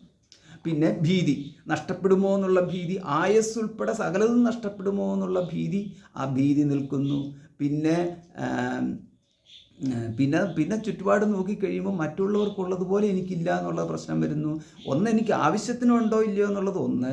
രണ്ട്, മറ്റുള്ളവർക്കുള്ളതുപോലെ എനിക്കുണ്ടോ ഇല്ലയോ എന്നുള്ളത് പിന്നീട് ഞാൻ തന്നെ കൊടുത്തിരിക്കുന്ന വിലകൾ, മൂല്യങ്ങളുണ്ട്. ആ മൂല്യങ്ങൾ ഞാൻ കൊടുത്തിരിക്കുന്നത് ഈ എന്തെന്തൊക്കെ ഉണ്ടോ ഓരോരുത്തർക്കും ഉണ്ടോ അത് വെച്ചുകൊണ്ട് അവരെ മറ്റുള്ളവർ മഹാന്മാരായിട്ടോ അല്ലെങ്കിൽ പ്രശസ്തരായിട്ടോ അല്ലെങ്കിൽ കഴിവുള്ളവരായിട്ടോ പല രീതിയിൽ കാണുന്നു. അപ്പോൾ അതിനനുകൂലമായിട്ട് അല്ലെ അതിനനുസൃതമായിട്ടുള്ള ഒരു സ്ഥാനപ്രാപ്തിക്ക് എനിക്ക് ചിലത് വേണം. അപ്പോൾ അതെനിക്ക് കിട്ടാത്തത് കൊണ്ടുള്ള ദുര്യോഗങ്ങൾ, ഇതെല്ലാം കൂടെ ഉള്ളതാണ് എൻ്റെ പ്രശ്നങ്ങളെന്ന് പറയുന്നത്. ആ പ്രശ്നങ്ങൾ ഇത് എൻ്റെ സ്വാതന്ത്ര്യം ഈ പ്രശ്നങ്ങളും തമ്മിൽ എന്ത് ബന്ധമുള്ളതാണ്? ഞാൻ സ്വതന്ത്രനായ ഒരു വ്യക്തിയാണ്, ഇതെല്ലാം എനിക്കത് ചെയ്യുന്നു. ഇതെല്ലാം നേടാനുള്ള പ്രയത്നത്തിലേക്ക് ഞാൻ വ്യാപിച്ചിരിക്കുന്നു. അപ്പോൾ അതുകൊണ്ട് ഞാൻ സ്വതന്ത്രനാണല്ലോ. എനിക്ക് പിന്നെ എവിടെയാണ് സ്വാതന്ത്ര്യത്തിൻ്റെ ആവശ്യമുള്ളത്? അവിടെയാണ് സ്വാതന്ത്ര്യം എന്ന് പറയുമ്പോൾ അവിടെ ഈ മാതിരിയുള്ള ലക്ഷ്യങ്ങളിൽ നിന്ന് സ്വതന്ത്രനാവാനുള്ള ഒരു ശേഷി. ലക്ഷ്യങ്ങളിൽ നിന്ന് ഒരുവൻ സ്വതന്ത്രനാവണമെന്നുണ്ടെങ്കിൽ ലക്ഷ്യപ്രാപ്തിയിലൂടെ മാത്രമേ ലക്ഷ്യങ്ങളിൽ നിന്ന് ഒരുവൻ സ്വതന്ത്രനാകുന്നുള്ളൂ. നേടേണ്ടത് നേടിക്കഴിഞ്ഞാൽ, അതായത് നമ്മൾ ഫിനിഷിംഗ് പോയിന്റിൽ എത്തിക്കഴിഞ്ഞാൽ പിന്നെയും ഓടുക എന്ന് പറയുന്നത് ആരും ചെയ്യുന്നില്ലല്ലോ. അപ്പോൾ ഫിനിഷിംഗ് പോയിന്റിലേക്ക് എത്താൻ വേണ്ടിയിട്ടാണ് ഓട്ടം. അപ്പോൾ ഫിനിഷിംഗ് പോയിന്റിൽ എത്തിക്കഴിഞ്ഞാൽ ഓടുന്നില്ല. അപ്പോൾ അതുകൊണ്ട് ഇവിടെ ഒരുവൻ്റെ ലക്ഷ്യം എന്ന് പറയുന്നത് ഈ ഫിനിഷിംഗ് പോയിന്റിലേക്ക് എത്തുവാൻ വേണ്ടിയിട്ടാണ്. അവൻ പുരുഷാർത്ഥങ്ങളിലൂടെ പുരുഷാർത്ഥ പ്രാപ്തിക്ക് വേണ്ടിയിട്ട് പോകുന്നത്. ഫിനിഷിംഗ് പോയിന്റ്, അപ്പോൾ ഇതിനകത്ത് ചിലർ വേണമെങ്കിൽ പറയും ഫിനിഷിംഗ് പോയിന്റ് എന്ന് പറയുന്നത് മോക്ഷമാണ്. അപ്പോൾ അതുകൊണ്ട് അതിനെ മുഖ്യമായിട്ടുള്ളതാണ്, പുരുഷാർത്ഥങ്ങളിൽ മുഖ്യമാണ്. അതുകൊണ്ട് അതിലെത്തിക്കഴിഞ്ഞാൽ പിന്നെ ഓട്ടം നിന്നു എന്നുള്ളത്. പക്ഷെ പുരുഷാർത്ഥമായിട്ടുള്ള മോക്ഷത്തിലേക്ക് എത്തിക്കഴിഞ്ഞാൽ പിന്നെ പുരുഷാർത്ഥം എന്ന് പറയാനില്ല. അതുകൊണ്ട് ഫിനിഷിംഗ് പോയിന്റിലേക്ക് എത്തുമ്പോൾ ഈ മോക്ഷത്തെ വെച്ചുകൊണ്ടുള്ള ഒരു ഓട്ടമുണ്ട്. ആ ഓട്ടമാണ് ബാക്കിയുള്ള ഓട്ടങ്ങളെക്കാളൊക്കെ വലിയ ഓട്ടം എന്ന് പറയുന്നത്. അപ്പോൾ ആ ഓട്ടം എന്ന് പറഞ്ഞു കഴിഞ്ഞാൽ ആ ഓട്ടം അത് ചിലപ്പോൾ നല്ലതുപോലെ ട്രാക്ക് മാറി അവസാനം ഫൗൾ അടിക്കുന്ന തരത്തിലുള്ള ഓട്ടങ്ങളായിട്ട് മാറും എന്ന് പറഞ്ഞാൽ, ഇത് നമുക്ക് ഈ ഈശാവാസ്യത്തിനകത്തുണ്ടല്ലോ, വിദ്യായാം രതാഹ തതോ ഭൂയ ഇവതേ തമഹ വിദ്യായാകും രതാഹ. അപ്പോൾ ഈ അന്ധം തമഃ പ്രവിശന്തി യേ അവിദ്യാമുപാസത്തെ തതോ ഭൂയ ഇവതേ തമഹ വിദ്യായാം രതാഹ. ഇരുട്ടിൻ്റെ ലോകത്തിലേക്ക് അവർ പോകുന്നു, യാതൊരുവർ അവിദ്യയെ ഉപാസിക്കുന്നുവോ. അതിലും കൂടിയ ഇരുട്ടിൻ്റെ ലോകങ്ങളിലേക്ക് ഇവർ പോകുന്നു, യാതൊരുവർ വിദ്യയെ ഉപാസിക്കുന്നുവോ. അപ്പം വിദ്യയെ ഉപാസിക്കുന്നവർ ആണ് കൂടുതലും അപകടത്തിൽ പോയി ചാടുന്നത് എന്ന് ഒരു ഉപനിഷത്ത് മന്ത്രം തന്നെയുണ്ട്. ഇതേമാതിരിയുള്ള പല പല പ്രയോഗങ്ങൾ പലയിടത്തുമുണ്ട്. അപ്പോൾ അവിടെ ഈ വിദ്യയുടെ ഉപാസകർ എന്നവിടെ പറഞ്ഞിരിക്കുന്നത് മറ്റാരെയുമല്ല, ഈ മോക്ഷത്തിന് വേണ്ടിയിട്ടുള്ള ആ ഒരു മോക്ഷ സംബന്ധമായിട്ടുള്ള വിഷയത്തിൽ, ഈശ്വര സംബന്ധമായിട്ടുള്ള കാര്യത്തിൽ വ്യക്തതയില്ലാതെ അല്ലെങ്കിൽ നല്ല വ്യക്തതയോടുകൂടി തന്നെ ഉപാസനകളിലൊക്കെ പോയിട്ട് അതിനുള്ളിൽ കറങ്ങുന്നവരായിട്ട് മാറുന്നു. വേറെ ഒരിടത്തും ഇല്ല, വേറൊന്നുമല്ല. ധർമ്മവും അർത്ഥവും കാമവും കഴിഞ്ഞാൽ മോക്ഷം എന്ന് പറഞ്ഞു കഴിഞ്ഞാൽ ഈശ്വര സംബന്ധമായിട്ട് പരോക്ഷ സംബന്ധമായിട്ട് കിടക്കുന്നതിനകത്ത് ഇതെല്ലാം ബന്ധിപ്പിച്ചിരിക്കുന്നത് മുഴുവൻ മോക്ഷസ്വരൂപമായിട്ടുള്ള ഈശ്വരനുമായിട്ടാണ്. ഒരുവൻ ഏതൊരു ഉപാസന ചെയ്തു കഴിഞ്ഞാലും ആ ഉപാസനയിലൂടെ ഇവൻ ആരാധിക്കുന്നത് ഈശ്വരൻ, മോക്ഷസ്വരൂപനായിട്ടുള്ള ഈശ്വരനായിട്ട് തന്നെ നമ്മൾ എടുത്താൽ പോലും അവിടെ ഇവൻ്റെ ലക്ഷ്യമായിട്ട് മോക്ഷത്തെ വരുന്നില്ല, മറ്റു പല ലക്ഷ്യങ്ങളായിട്ടും വരുന്നു. പക്ഷേ എങ്കിൽ കൂടിയും അവിടെ അപരിമിതമായിട്ടുള്ള ഈശ്വരനെ പരിമിതമായിട്ടുള്ള ദേവതാസ്വരൂപം എന്നുള്ള രീതിയിൽ പരിമിതത്വം കൊടുത്തുകൊണ്ട് ഉപാസിക്കുന്നു. അതുകൊണ്ട് കുഴപ്പമൊന്നും ഉണ്ടെന്നുള്ളതല്ല. പക്ഷേ ഈ ഉപാസനകൾ ഉപാസന കൂട്ടി അവസാനം അത് ഈ ഉപാസകൻ്റെ ജീവിതം തന്നെ വ്യർത്ഥമായിട്ട് പോകുന്നു. ഇവൻ ചുരുക്കത്തിൽ എന്ത് ചെയ്തു എന്നാ? ഇവൻ ചുരുക്കത്തിലെന്ന് പറഞ്ഞു കഴിഞ്ഞാൽ ഈ 6 മാസം ധ്രുവക്കരടികൾ ഉറങ്ങിക്കിടക്കുന്നത് പോലെ ആയുഷ്കാലം ഇദ്ദേഹം സമാധിയിലിരുന്നു. എന്നിട്ടോ അങ്ങനെ സമാധിയിൽ ഇരുന്നിരുന്നിരുന്ന് ഒരു ദിവസം അങ്ങ് മഹാസമാധിയുമായി. ആയുഷ്കാലം സമാധിയിൽ ഇടയ്ക്കിടയ്ക്ക് വേണമെങ്കിൽ ഭക്ഷണം കഴിക്കാൻ വേണ്ടിയിട്ടൊന്ന് കണ്ണു തുറക്കും, പിന്നെ അതിന് ശേഷം വീണ്ടും കണ്ണടക്കി ഇങ്ങനെ ധ്യാനിച്ച് അപ്പോൾ എല്ലാവരും പറഞ്ഞു മഹാത്മാവാണ്. ധ്യാനിച്ചു ഒരുപാട് പുണ്യമാർജിച്ചു. അപ്പോൾ അദ്ദേഹം അങ്ങനെ ദിവ്യാത്മാവും ഒക്കെ ആയിട്ട് പല പല സംഭവങ്ങളുണ്ടായി. ഇദ്ദേഹത്തിന് ചുറ്റുപാടും ഉണ്ടായി. അപ്പോൾ അദ്ദേഹത്തെ ആരാധിക്കാനും പൂമാലയിടാനും ഒക്കെ ഒരുപാട് ആൾക്കാർ ക്യൂ നിൽക്കുന്നു. ഇങ്ങനെ ഇദ്ദേഹം ഇതിങ്ങനെ സമാധിയിൽ ഇങ്ങനെ ധ്യാനത്തിൽ ഇങ്ങനെ തുടർന്നുകൊണ്ടിരിക്കുന്നു. വളരെ കുറച്ച് സമയത്തേക്ക് മാത്രം ഒന്ന് എണീറ്റ് പോയിട്ട് എന്തെങ്കിലുമൊക്കെ ചെയ്തിട്ട് തിരിച്ചു വരുന്നു. അത്രയൊക്കെ ഉള്ളൂ എന്ന് വിചാരിച്ചു. എങ്കിൽ കൂടിയും എന്നിട്ട് ഒരുപാട് പുണ്യം ആർജിച്ചു എന്ന് നമ്മൾ പറയും. പക്ഷേ ഇപ്പം ജീവിച്ചത് എന്താണ്? ജീവിതം എന്ന് പറഞ്ഞു കഴിഞ്ഞാൽ അങ്ങനെ കൂടുതൽ സമയവും ഈ ധ്രുവക്കരടി ഉറങ്ങിക്കിടന്നത് പോലെ അങ്ങനെ കഴിഞ്ഞു കൂട്ടി. പക്ഷേ അത് ചിലപ്പോൾ ബ്രഹ്മനിഷ്ഠയാണെങ്കിലോ അവിടെയാണ്. അപ്പോൾ അതാണ് ബ്രഹ്മനിഷ്ഠ, മറ്റൊന്നല്ല ബ്രഹ്മനിഷ്ഠ എന്ന രീതിയിൽ സങ്കല്പിച്ചു കൊണ്ട് പോകുന്നുണ്ടെങ്കിൽ അത് തെറ്റാണ് എന്ന്. ബ്രഹ്മനിഷ്ഠ എന്ന് പറഞ്ഞാൽ ഇവിടെ ഒരുവന് അനങ്ങാതിരുന്നു അല്ലെങ്കിൽ ബാഹ്യ വ്യവഹാരങ്ങളിൽ ഏർപ്പെടാതെ ധ്യാനമഗ്നായിട്ടിരുന്നു എന്നതിന് അതും ബ്രഹ്മനിഷ്ഠയുമായിട്ട് ഒരു ബന്ധവുമില്ല. ഈ വിഷയങ്ങളൊക്കെ നമ്മൾ ഭഗവത്ഗീതയിലെ പല പല നിഷ്ഠകളെക്കുറിച്ച് പറയുന്ന സന്ദർഭങ്ങളുണ്ടല്ലോ, പല പല യജ്ഞങ്ങളെക്കുറിച്ച് പറയുന്ന സന്ദർഭങ്ങളുണ്ട്. അവിടെയൊക്കെ നമ്മൾ വളരെയധികം വിശകലനം ചെയ്ത് ഇതിനെക്കുറിച്ച് സംസാരിച്ചത്. അപ്പോൾ ഇങ്ങനെയൊക്കെയുള്ള രീതിയിലും ആൾക്കാർ പോകാം. പുറമേക്കാണെന്നുണ്ടെങ്കിൽ പൂർണ്ണ ആധ്യാത്മികതയാണെന്ന് തോന്നും, പൂർണ്ണ ധ്യാനമാണെന്ന് തോന്നും, പൂർണ്ണ സമാധിയാണെന്ന് തോന്നും. പക്ഷേ ഉള്ളിലെന്താണ് നടക്കുന്നതെന്നുള്ളത് ആർക്കും അറിയത്തില്ല.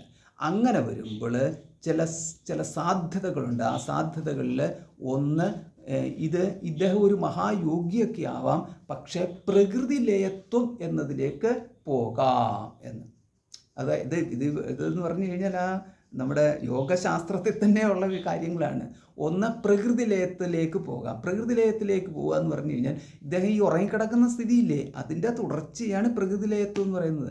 പ്രകൃതി എന്ന് പറഞ്ഞാൽ മൂലപ്രകൃതിയാണ്. ആ മൂലപ്രകൃതിയിൽ ലയിക്കുക എന്ന് പറഞ്ഞു കഴിഞ്ഞാൽ ഒരു പെർമനൻ്റ് ഉറക്കം. ആ പെർമനൻ്റ് ഉറക്കം എത്ര കാലത്തേക്ക് വരുമെന്ന് നിൽക്കുക? ഈ പ്രകൃതി പുനഃസൃഷ്ടി പര്യന്തം എന്നേ പറയുന്നുള്ളൂ. അടുത്ത സൃഷ്ടി വരെയും ഇദ്ദേഹം അവിടെ ആ മൂലപ്രകൃതിയിൽ ചേർന്ന് കിടന്ന്, അതിനെയാണ് പ്രകൃതി വിലീനന്മാർ എന്ന് പറയുന്ന ഒരു കാറ്റഗറിയിൽ പെടും. അപ്പോൾ അതുകൊണ്ട് ഈ ഇദ്ദേഹത്തിന് ഇപ്പം എന്തുണ്ടായി? എന്നിട്ട് അടുത്ത കൽപ്പത്തിൽ അടുത്ത സൃഷ്ടി തുടങ്ങുമ്പോൾ ഇദ്ദേഹം വീണ്ടും പഴയ മാതിരി ഒരാളായിട്ട് ജനിക്കും. ആ സമയത്ത് അവശേഷിച്ചിരിക്കുന്ന കർമ്മഫലങ്ങൾ അനുഭവിക്കാൻ വേണ്ടി ജനിക്കും. അപ്പം പൂർണ്ണമായിട്ടും കർമ്മഫല നാശം എന്ന് പറയുന്നത് അവിടെ ഉണ്ടാകുന്നില്ല. ചുരുക്കത്തിൽ ഒരു വ്യക്തിക്ക് ആ വ്യക്തി എത്രത്തോളം തപോനിഷ്ഠ ചെയ്തു എന്ന് പറഞ്ഞു കഴിഞ്ഞാലും ഒരു വ്യക്തിക്ക് ഉപാസന കൊണ്ട് പരമാവധി ഒരു സ്ഥാനത്തേക്ക് എത്താൻ സാധിക്കുന്നത് ബ്രഹ്മാവ് എന്ന സ്ഥാനമാണ്. ആ ബ്രഹ്മാവ് എന്ന സ്ഥാനത്തെത്തിക്കഴിഞ്ഞാൽ അവിടെ നിന്നും മുക്തി സാധ്യമാണ്. അല്ലാതെ മറ്റേത് തരത്തിലുള്ള മാഹാത്മ്യം ലഭിച്ച് ഈശ്വരത്വം നമ്മൾ പറയുമല്ലോ, ഈശ്വരൻ സഹ ഈശ്വര എന്ന് പറയുന്ന രീതിയിലുള്ള സ്വയം ഈശ്വരനായിട്ട് സ്വയം വിചാരിക്കുകയും മറ്റുള്ളവരെ ധരിപ്പിക്കുകയും ചെയ്താൽ പോലും പ്രകൃതി വിലീനത്വം വരെ എത്താം, ബ്രഹ്മലോകത്തിലെത്താം. ബ്രഹ്മമാകാൻ പറ്റത്തില്ല, ബ്രഹ്മലോകത്തിലെത്താം. പിന്നെയും അവിടെ നിന്നും ഒരു പക്ഷേ ബ്രഹ്മാവിൽ നിന്നും ഉപദേശം ലഭിച്ചാൽ, അല്ലെങ്കിൽ അവിടെയുള്ള നമ്മൾ സങ്കല്പിക്കുന്നു അവിടെയുള്ള മറ്റേതെങ്കിലും വിധത്തിൽ ഉപദേശം ലഭിച്ചാൽ, അതല്ല എന്നുണ്ടെങ്കിൽ ജ്ഞാനം അവിടെ വെച്ചിട്ട് കിട്ടാനുള്ള ഏതെങ്കിലും ഒരു സാഹചര്യം ഉണ്ടായാൽ, അവിടെ ജ്ഞാനം ഉണ്ടായാൽ എന്താ, തത്വമസി ചേതകേതോ എന്നുള്ള ജ്ഞാനം അവിടെ ഉണ്ടാകണം. എവിടെ വെച്ചുണ്ടായാലും അതിനുശേഷമാണ് തന്നിഷ്ടസ്യ മോക്ഷോപദേശാത് എന്ന് പറയുന്നത്. അപ്പോൾ അവിടെ ലഭിച്ചിരിക്കുന്നത് ഈ ഉപാസ്യമായിട്ടുള്ള പരോക്ഷമോ പ്രത്യക്ഷാദികളോ ആയിട്ടുള്ള ഒന്നും തന്നെയല്ല. പകരം അവിടെ അപരോക്ഷ ആത്മ എന്ന് പറയുന്ന അഹം, അതിനെ പറയുന്ന അപരോക്ഷാത്മ എന്നാണ്. അപരോക്ഷാത്മമായിട്ടുള്ള അഹത്തിൽ എങ്കിൽ മാത്രമേ അവിടെ മോക്ഷ സാധ്യത എന്ന് പറയുന്നത് ഉള്ളൂ. കാരണം അവിടെ തിരിച്ചറിയുന്നത് ഈ പുരുഷാർത്ഥം എന്ന് പറഞ്ഞുകൊണ്ട് ഇനി അർത്ഥിക്കേണ്ടതായ അന്യവസ്തുക്കളില്ല എന്നാണ്. മറ്റേതെന്താ അർത്ഥിക്കേണ്ടതിൻ്റെ അർത്ഥം, ഈ അർത്ഥം എനിക്ക് എൻ്റെ അപൂർണത മാറ്റും എന്ന രീതിയിലാണ് അതിൻ്റെ പിന്നാലെ പോകുന്നത്. കാമം എൻ്റെ അപൂർണത പോകുമെന്നുള്ള രീതിയിലാണ് അതിൻ്റെ പിന്നാലെ പോകുന്നത്. ഇങ്ങനെ ഓരോന്നോരോന്ന് എടുത്തു കഴിഞ്ഞാൽ അതോടുകൂടി ചേർന്ന് അല്പനായിരിക്കുന്ന ഞാൻ അതോടുകൂടി ചേർന്ന് പൂർണ്ണതയിലേക്ക് പ്രാപിക്കുന്നു. അപ്പോൾ ഇവിടെ സ്വയം തന്നെ അല്പത്വം കൽപ്പിച്ച് കാണുന്നു എന്നത് ആണ് ഇവിടുത്തെ പ്രശ്നം. ആ പ്രശ്നം അതിൻ്റെ അല്പത്വം കണ്ടതിൻ്റെ കാരണങ്ങൾ കണ്ടെത്തി അതിനെ മാറ്റലാണ് ഉപദേശം. കാരണങ്ങൾ കണ്ടെത്തി അല്പത്വത്തിൻ്റെ കാരണങ്ങൾ കണ്ടെത്തി അതിനെ മാറ്റിക്കഴിയുമ്പോൾ അല്പത്വം പോകും. അല്പത്വം പോയി കഴിഞ്ഞാൽ പിന്നീട് എന്താണ്? പിന്നീട് പൂർണ്ണത എന്ന് പറയുന്നത്, അല്പത്വം പോയാൽ പിന്നെ അതിനെ പറയുന്ന പേരാണ് പൂർണ്ണത എന്ന് പറയുന്നത്. അത്രയേ ഉള്ളൂ. അപ്പോൾ പിന്നെ പൂർണ്ണതയ്ക്ക് വേണ്ടിയിട്ട് മറ്റൊന്നും പോകേണ്ടതില്ല. അതിനാൽ തത്വമസി ശ്വേതകേതോ എന്ന് പറയുന്നത് പൂർണ്ണതാപ്രാപ്തി തന്നെയാണ്. അതിനപ്പുറത്തേക്ക് പ്രധാനത്തെ തുടങ്ങിയിട്ടുള്ളതിനെക്കുറിച്ച് അവിടെ ഒന്നും തന്നെ പറയുന്നില്ല.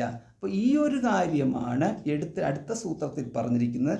ഹേയത്വ അവചനാച്ച എന്ന് പറഞ്ഞു. അപ്പോൾ ഹേയത്വ അവചനാത്ത് എന്ന് പറഞ്ഞു കഴിഞ്ഞാൽ മുമ്പ് പറഞ്ഞല്ലോ, തത്വമസി പറയുന്നതിൻ്റെ കൂട്ടത്തിൽ ഈ അരുന്ധതി നക്ഷത്രത്തെ കാണിക്കാൻ വേണ്ടിയിട്ട് ഏറ്റവും പ്രകാശമാനമായിട്ട് നിൽക്കുന്ന വസിഷ്ഠ നക്ഷത്രത്തെ കാണിച്ചു കൊടുക്കുന്നത് പോലെ ആത്മാവിനെ കാണിച്ചു കൊടുത്തിട്ട് ഹേയത്വം അതിനെ ഉപേക്ഷിച്ചിട്ട് അതിനപ്പുറത്ത് കാണാൻ സാധിക്കാതെ അറിയാൻ സാധിക്കാതെ കിടക്കുന്ന തമോരൂപമായിട്ട് നമുക്ക് പറയാം.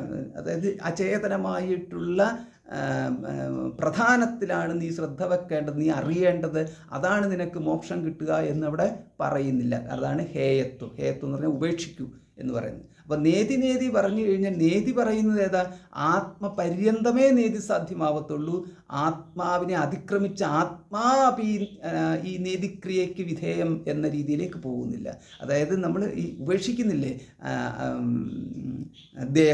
ദേഹം നാഹം, ഇങ്ങനെ നമ്മൾ പറയുമല്ലോ, ദേഹം ഞാനല്ല, പിന്നെ വേറെ എന്തൊക്കെയായിരുന്നു, കുറച്ച് കണക്കുണ്ടായിരുന്നല്ലോ, എന്താ ഇന്ദ്രിയാണി ഞാനല്ല, പിന്നെന്തായിരുന്നു, മനസ്സ് ഞാനല്ല, ബുദ്ധി,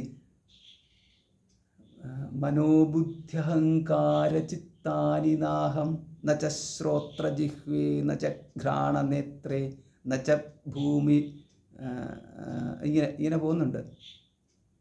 അപ്പോൾ ഇതിനൊക്കെ ചിദാനന്ദരൂപ ശിവോഹം എന്ന്. അപ്പോൾ ഇങ്ങനെ ഈ ഉപേക്ഷിച്ച് പോകുമ്പോൾ അവസാനം എത്തുന്നത് ഏതാണ്? തത്വമസി ശ്വേതകേതു എന്നുള്ളതിൽ അഹമാത്മാ എന്നുള്ളതിലേക്കാണ് എത്തുന്നത്. അപ്പോൾ അഹമാത്മാ എന്നതിലെത്തിയതിനു ശേഷം അവിടെ അഹത്തിലെത്തിയില്ല. അഹത്തിലെത്തിയതിനു ശേഷം അതും അഹമപിനാഹം എന്ന് പറയാൻ പറ്റുന്നത്. അഹം നാഹം, ഇതാണ് ഈ നമ്മളെന്താ പറയുന്നത്, മറ്റേ ഇത് പറഞ്ഞില്ല, നച ശ്രോത്ര ജിഹ്വേ നച പാണിപാതേ, ഇങ്ങനെയൊക്കെ പറയുന്നുണ്ട്. ഈ എന്താ ഓരോന്നും ഞാനല്ലെന്ന് പറഞ്ഞിട്ട് അഹത്തിലെത്തി. അപ്പോൾ അഹത്തിലെത്തിയതിന് ശേഷം അഹമപിനാഹം എന്ന് പറയുന്നില്ല എന്ന് പറഞ്ഞു കഴിഞ്ഞാൽ അഹത്തിനെ നിഷേധിക്കുന്നില്ല എന്നുള്ളതാണ് ഹേയത്വം എന്നോട് പറഞ്ഞത്. ഹേയത്വം എന്ന് പറഞ്ഞാൽ ഉപേക്ഷിക്കുക, ഹേയം ഉപേക്ഷിക്കുക എന്ന് പറഞ്ഞാൽ അങ്ങനെ ഉപേക്ഷിക്കുന്നില്ല എന്ന്. അപ്പോൾ അതാണ് അവിടുത്തെ റീസൺ. അതായത് തത്വമസി ശ്വേതകേതുവിൽ എത്തിക്കഴിഞ്ഞാൽ പിന്നീട് അതിനെ ഉപേക്ഷിച്ചിട്ട് പ്രധാനത്തിലേക്ക് പോവുക എന്നവിടെ പറയുന്നില്ല എന്നതുകൊണ്ടും, പിന്നെ ഈ അഹം എന്ന് പറയുന്നത് എത്തിയിട്ടുണ്ടല്ലോ, അഹം ഈ അഹത്തിലെത്തുമ്പോൾ അത് സ്വയം തന്നിൽ തന്നെ പൂർണ്ണനാകുന്നു. അതായത് സ്വസ്ഥാനത്തെത്തിയതായിട്ട് അവിടെ മാറുന്നു എന്ന്.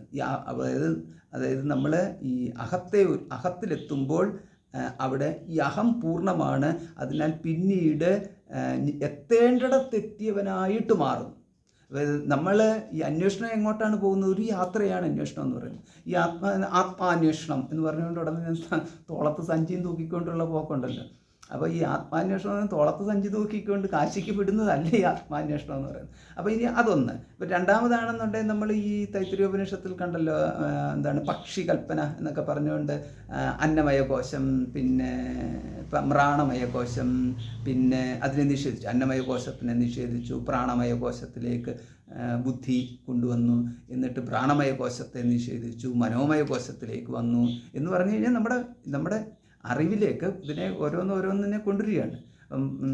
മനോമയ കോശത്തെ നിഷേധിച്ചുകൊണ്ട് വിജ്ഞാനമയ കോശത്തിലേക്കും, വിജ്ഞാനമയ കോശത്തിനെ നിഷേധിച്ചുകൊണ്ട് ആനന്ദമയ കോശത്തിൽ. ഇപ്പം ഇങ്ങനെ ഒരു ക്രമമുണ്ടല്ലോ. അപ്പോൾ ആ ഒരു ക്രമത്തിൽ നിഷേധിക്കലാണ് ഇവിടെ എല്ലാം നടക്കുന്നത്. ഇങ്ങനെ നിഷേധിച്ചെത്തിയിട്ടുള്ള ഈ ആത്മാവിൽ എത്തിക്കഴിയുമ്പോൾ അവിടെ പിന്നീട് അതിൽ തന്നെ എത്തേണ്ടിടത്ത് എത്തിയതായിട്ടും പിന്നീട് അതിനെ ഉപേക്ഷിച്ച് മറ്റൊരിടത്തോട്ട് പോകുന്നില്ല. അതിനാൽ അവിടെ പറയുന്നത് സ്വം അപ്യേതി എന്ന്, സ്വയം അതിനെ പ്രാപിച്ചു എന്ന് പറയുന്നു. അപ്പോൾ ഈ പ്രാപ്യം എന്ന് പറയുന്നത് ഇനി മറ്റൊന്ന് പ്രാപ്യമില്ല, പ്രാപ്തം എന്ന് പറയാം. അതായത് പ്രാപിക്കേണ്ടതായിട്ടുള്ളത് ഇല്ലാതെ സ്വയം പ്രാപിച്ചതായിട്ട് മാറുന്നു. ഇപ്പോൾ എന്തിനെയാണ് എപ്പോഴും നമ്മൾ പ്രാപ്തം പ്രാപ്യം എന്നൊക്കെ പറയുമ്പോൾ അന്യമായിട്ടുള്ള ഒന്നിനെ കുറിച്ച്, ഗ്രാമം എന്ന് പറയുന്നത്, അല്ലെങ്കിൽ സ്ഥാനം എന്ന് പറയുന്നത്, അല്ലെങ്കിൽ ലോകം ഇങ്ങനെ പറയുമ്പോൾ ബ്രഹ്മലോകം, പ്രാപ്യം, പ്രാപ്തം, ഇതൊക്കെയാണെങ്കിൽ മറ്റൊന്നിനെ നേടുന്നതിനെ കുറിച്ചുള്ള സമയത്ത് മാത്രമേ നമുക്ക് ഈ പ്രാപ്തം ആപ്തം എന്നൊക്കെ ഉള്ള പ്രയോഗമുള്ളൂ. ആപ്പ് പ്രാപ്പ് രണ്ടും ഒരേ അർത്ഥത്തിൽ, ഒരേ ഇത് തന്നെ, റൂട്ട് മീനിങ് എല്ലാം ഒന്ന് സെയിം തന്നെ. എത്തുക, നേടുക, പ്രാപിക്കുക, ഇതൊക്കെ പറയുന്നു. അപ്പോൾ അവിടെ അങ്ങനെ. അപ്പോൾ ഇപ്പോൾ എന്താ ഇവിടെ എന്ന് പറയുന്നത് സ്വാപ്യാത്. അപ്പോൾ അതിൻ്റെ അർത്ഥം ഇതാണ്, എത്രേതത് പുരുഷ സ്വപിതി നാമ, ഈ പുരുഷന് ഈ സമയത്തുള്ള പേരെന്ന് പറയുന്നത് സ്വപിതി എന്നാണ് പേര്. സത്യാസൗ സദാ അസൗ സദാ സമ്പന്നോ ഭവതി, ഈ സമയത്ത് സത്തുമായിട്ട് ഇവൻ ചേർന്നവനായിട്ട് ഭവിക്കുന്നു. ഇവിടെ സത്ത് എന്ന് പറയുന്നത് അവൻ്റെ അസ്തിത്വം എന്ന് പറയുന്നതും അവനും തമ്മിലുള്ള അഭേദതയെ അവന് ബോധിച്ചു. സത്ത് എന്ന് പറഞ്ഞാൽ അവൻ്റെ ഈ സദേവ സൗമ്യ, അത് ഇതമഗ്രാസീത്തിലെ സത്തില്ലേ, ആ സത്താണ് അഹമെന്ന് അഹവുമായിട്ട് അവന് ഏകതയെ പ്രാപിച്ചു എന്ന്. അത് പിന്നീട് പുനരന്വേഷണം ഇല്ലയെന്ന് കാണിക്കാൻ വേണ്ടിയിട്ടാണ്. ഭവതി തസ്മാദേനം സ്വപിതീത്യാചക്ഷതേ, അപ്പോൾ അതുകൊണ്ട് ഇവനെ വിളിക്കുന്ന പേരാണ് സ്വപിതി എന്ന്. അപ്പോൾ അവിടെ ഒരു പേര് കിട്ടി. ആർക്ക്? ആത്മാവിന് ഒരു പേര് കിട്ടി. ആ പേരാണ് സ്വപിതി. സ്വം അപീതോ ഭവതി എന്നാണ് അതിൻ്റെ അർത്ഥം. അപ്പോൾ ഇത് പറഞ്ഞിരിക്കുന്നത് ഛാന്ദോഗ്യോപനിഷത്തിനകത്തെ 6:8:1 എന്നുള്ള മന്ത്രമാണിത്. സ്വം അപീതോ ഭവതി. അപീത എന്ന് പറഞ്ഞാൽ പ്രാപ്ത എന്നർത്ഥം. സ്വം എന്ന് പറഞ്ഞാൽ സ്വയം, അവനവനെ തന്നെ പ്രാപിച്ചവൻ. അവനവനെ തന്നെ പ്രാപിച്ചവൻ എന്ന അർത്ഥത്തിലാണ് സ്വപിതി എന്ന് ആത്മാവിന് പേര് കിട്ടിയത് എന്ന്. അവിടെ ഒരു പേര് അങ്ങനെ കിട്ടിയിരിക്കുന്നു. അപ്പോൾ അതുകൊണ്ടാണ് ഹേയത്വ അവചന. അതുകൊണ്ട് ഈ സ്വം എന്ന് പറയുന്ന ഈ തന്നെ സ്വം എന്ന് ഇംഗ്ലീഷ് സംസ്കൃതത്തിൽ പറയുന്നതേ ഉള്ളൂ. അവനവനെ തന്നെ പ്രാപിച്ചവനായിട്ടിരിക്കുന്നു എന്ന അർത്ഥത്തിലാണ് സ്വപിതി കിട്ടിയത്. അപ്പോൾ ആ സ്വപിതി എന്ന് പറയുമ്പോൾ അത് ഹേത്വ അവചനാത്വമായിട്ട് ചേർന്നിരിക്കുന്നു. ഹേത്വ അവചനത്വം പറഞ്ഞാൽ അതിനെയും ഉപേക്ഷിച്ച് വീണ്ടും കടന്നു പോകൂ എന്ന് പറയാത്തതിനാൽ. അപ്പോൾ ഓരോരുത്തരും പറയുന്നത് കേൾക്കുമല്ലോ, എല്ലാം ഉപേക്ഷിച്ച് അവസാനം അഹത്തിലെത്തണം, എന്നിട്ട് അഹത്തിനെയും ഉപേക്ഷിച്ചുകൊണ്ട് ഞാനെന്ന ബോധം ഇല്ലാണ്ട് പരബ്രഹ്മത്തിൽ ലയിക്കണം. അപ്പം ഞാനെന്ന ബോധം ഇല്ലാണ്ട് പരബ്രഹ്മത്തിൽ ലയിക്കുക എന്ന് പറയുന്നത് അത് ഈ ഞാനെന്ന ബോധം ഇല്ലാണ്ട് പരബ്രഹ്മത്തിൽ ലയിക്കുക എന്ന് പറയുന്നത്, ഞാനെന്ന ബോധം ഇല്ലാണ്ടാവാൻ വേണ്ടിയിട്ട് മരിക്കുന്നത് ഒരു മരണം എല്ലാവർക്കും കൊടുത്തിട്ടുണ്ട്. അപ്പം ആ ഒരു മരണം, പിന്നുള്ളത് രണ്ടാമത്തത് ഉറക്കവുമാണ്. അപ്പോൾ ഈ മരണവും ഉറക്കവും ഈ ഞാനെന്ന് പറയുന്ന ബോധമില്ല, അതാണ് അതിൻ്റെ നിർവചനം. ഈ സമയത്ത് രണ്ടിടത്തും ഞാനെന്ന ബോധത്തോടുകൂടി ഇരിക്കുകയാണെങ്കിൽ ഇവൻ ഉറങ്ങിയിട്ടുമില്ല, ഇവൻ മരിച്ചിട്ടുമില്ല. അപ്പോൾ ഇതിനകത്ത് മൂന്നാമത്തേതിന് മോക്ഷവും കൂടി ഇതാണെങ്കിൽ പിന്നെന്താ മോക്ഷത്തിനെന്താ പ്രത്യേകതയെന്ന്? മരണം പോലെ ഒന്നാണ് മോക്ഷം, നിന്നെ ഉറക്കം പോലെ ഒന്നാണ് മോക്ഷം, അല്ലെങ്കിൽ മോക്ഷം പോലെ ഒന്നാണ് മരണം. മോക്ഷം പോലെ ഒന്നാണ് ഉറക്കം. പിന്നെന്താ, മരിച്ചു കഴിഞ്ഞാൽ വീണ്ടും ജനിക്കും, പിന്നെ ഉറങ്ങിയാൽ വീണ്ടും ഉണരും. പക്ഷേ മോക്ഷമാണെങ്കിൽ പിന്നെ ഒരിക്കലും പിന്നെ ഉണരത്തില്ല. ഇങ്ങനെയാണെങ്കിൽ എല്ലാവരും പറയുന്നത് എന്താ, എന്നാൽ പിന്നെ എനിക്ക് ആ മോക്ഷം വേണ്ട എന്ന് പറയും.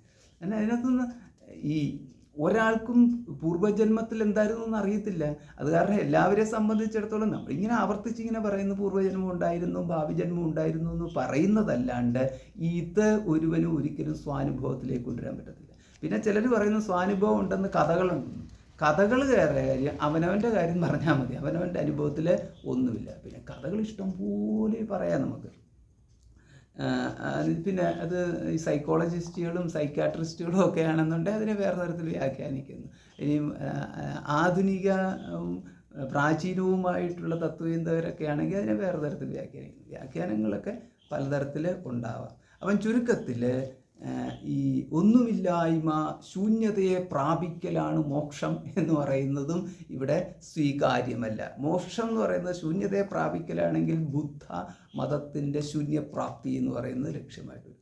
പിന്നെ ചുരുക്കത്തിൽ എന്താണ് ഈ മോക്ഷം എന്ന് പറഞ്ഞാൽ? മോക്ഷം എന്ന് പറഞ്ഞു കഴിഞ്ഞാൽ എന്താണ് ഈ